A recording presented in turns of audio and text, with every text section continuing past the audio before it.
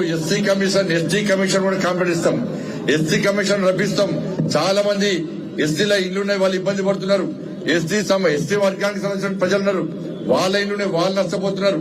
కాబట్టి ST commission ఆశ్రయిస్తాం, ST commission ఆశ్రయిస్తాం. ఆ commission రప్పిస్తాం, వాళ్ళతో విచారణ జరిపిస్తాం. వాళ్ళ ద్వారా కూడా రాష్ట్ర ప్రభుత్వానికి ఆదేశాలు జారీ చేపిస్తాం.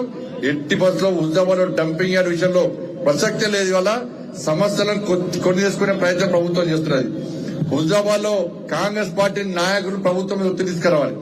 మేము ఎవరికి వ్యతిరేకం కాదు, అందరు కలిసి రండి, పార్టీలకు అతీతంగా ఉద్యమం చేయడానికి మేము సిద్ధంగా ఉన్నాం.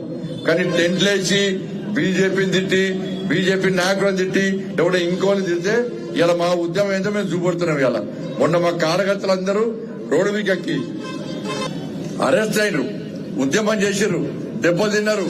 మేము అవసరం వస్తే జైలు కూడా సిద్ధం. మాకు జైలులే కొత్త కాదు, లాఠీ దెబ్బలే కొత్త కాదు.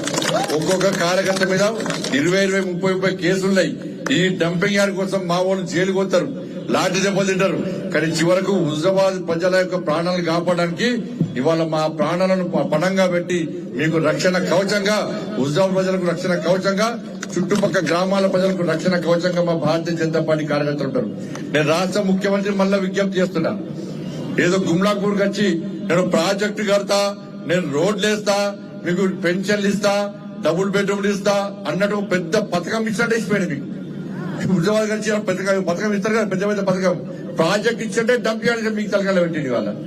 కానీ ముఖ్యమంత్రి గారికి ఆలోచన ఉండాలి. మరి ముఖ్యమంత్రి గారికి హుజాబాద్ మున్సిపాలిటీ అని తెలుసో తెలియదు. హుజాబాద్ మరి ప్రజలు ఉంటారని మర్చిపోయింది కావచ్చు రాష్ట్ర ముఖ్యమంత్రి. మరి ముఖ్యమంత్రి కూడా మిస్గైడ్ చేసిండ్రా? ముఖ్యమంత్రి కూడా తప్పుదల పట్టించిండా? ముఖ్యమంత్రికి మున్సిపాలిటీ అని చెప్పలేదా? మరి చెప్పిన అధికారులు ఎవరు? ఈ ప్లాన్ చేసిన ప్రభుత్వ అధికారులు ఎవరు? వీళ్ళకి సపోర్ట్ చేసిన నాయకులు ఎవరు? వీళ్ళ మధ్య జరిగిన ప్రజలు ఎవరు? అంటే ప్రజలు వ్యతిరేకిస్తున్నారు, నాయకులు వ్యతిరేకిస్తున్నారు, ఇప్పుడున్న అధికారులు వ్యతిరేకిస్తున్నారు. మరి సపోర్ట్ చేసేది ఎవరు? మన గుడ్డి ప్రభుత్వం, చెవి లేని ప్రభుత్వం, చెవిటి ప్రభుత్వం ఇది. కనీసం ఇంగిత అవగాహన లేకుండా, జ్ఞానం లేకుండా, బుద్ధి లేకుండా, సిగ్గు లేకుండా ఇలా ప్రజలు నివసించే ప్రాంతంలో డంపింగ్ యార్డ్ పెడితే ప్రజలు ఎట్లా బతుకుతారు?